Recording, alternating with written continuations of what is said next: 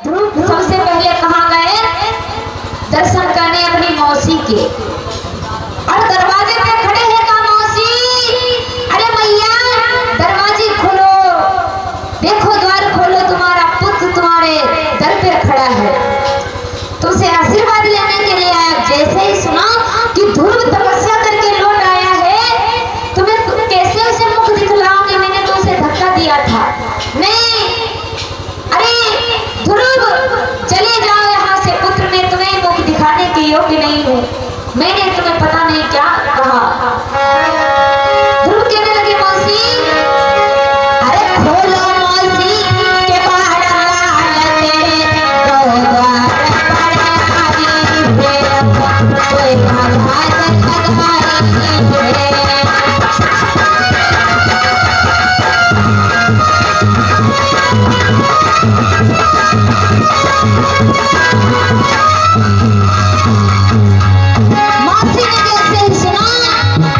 जब मौसी ने सुन पाई है,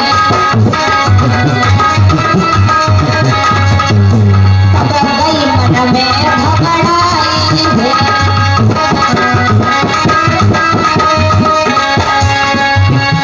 अरे कैसे मुख दिखलाऊं, मेरे को द्वार पे आई है, मैं आवाज लगाई है।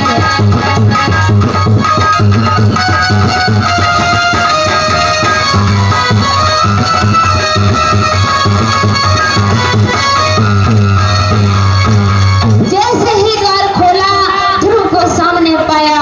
ध्रुव से कहने लगे मुझे क्षमा कर दे बेटा। ध्रुव कहने लगे नहीं मैया, ये आपका ही सब आशीर्वाद है जो आप मुझे धक्का नहीं देती। यदि आप मेरे हृदय में वैराग्य जागृत नहीं करती तो मैं कैसे जाता। मैं आपको धन्य मानता हूँ, ये ज्ञान मुझे आपसे ही मिला, आपके ही द्वारा मुझे प्रभु के दर्शन हुए। अब महाराज से मिले, ध्रुव महाराज से मिले, और सबसे बाद में अपनी मैया के पास में गए, दीन दुखी मैया के पास में गए। जैसे मैया के पास में ध्रुव पहुंचे, देखा मैया को आवाज लगाई, कहा माँ। मैया पहचान गई, मेरा पुत्र आ गया है। हृदय से पहचान गई लेकिन आंखों से नहीं पहचाना, क्योंकि आंखें चली गई मैया की।